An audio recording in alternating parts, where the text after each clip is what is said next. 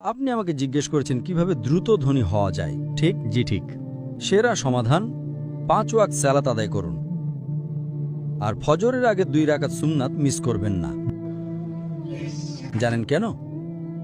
মানুষ যখন বিশ্বের টপ 10 জন ধনী ব্যক্তির লিস্ট করে, যুবক মানুষেরা। থামুন থামুন ভাই, আমাকে উত্তরটা দিতে দেন। আমি উত্তর দিচ্ছি, আপনি বলছেন যুবক মানুষ। যুবক মানুষেরা, আমি উত্তর দিচ্ছি। আপনি জানেন শীর্ষ 10 জন ধনী ব্যক্তির তালিকায় 4 নম্বরে বিল গেটস, 3 নম্বরে জেফ বেজোস, 2 নম্বরে এলন মাস্ক, 1 নম্বরে কে? একজন মুসলিম যে ফজরের সালাত এবং সুন্নাত আদায় করে, সে এদের চেয়েও ধনী। কারণ নবী সাল্লাল্লাহু আলাইহি ওয়াসাল্লাম বলেছেন যে ফজরের 2 রাকাত সুন্নাত পৃথিবী এবং এর মধ্যে যা কিছু আছে তার চেয়েও বেশি মূল্যবান।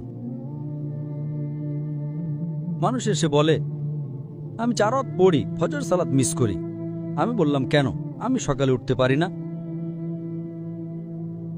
অন্য সব সালাত সময় মতো পড়ি, ফজর আমি উঠতে পারি না।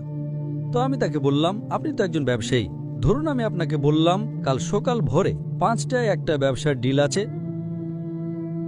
যেখানে আপনি $1 মিলিয়ন পাবেন।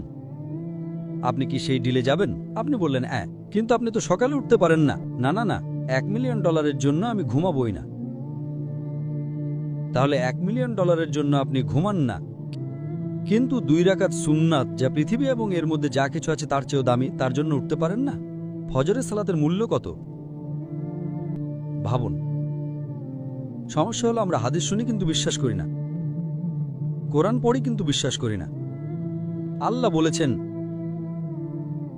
তাই আমি বলি আমি কখনোই আমার ফজর মিস করব না, এমনকি আমার সুন্নাতও মিস করব না। কেউ আমাকে $1 মিলিয়ন দিলেও না। হ্যাঁ, সুন্নাত পড়া ফরজ নয়।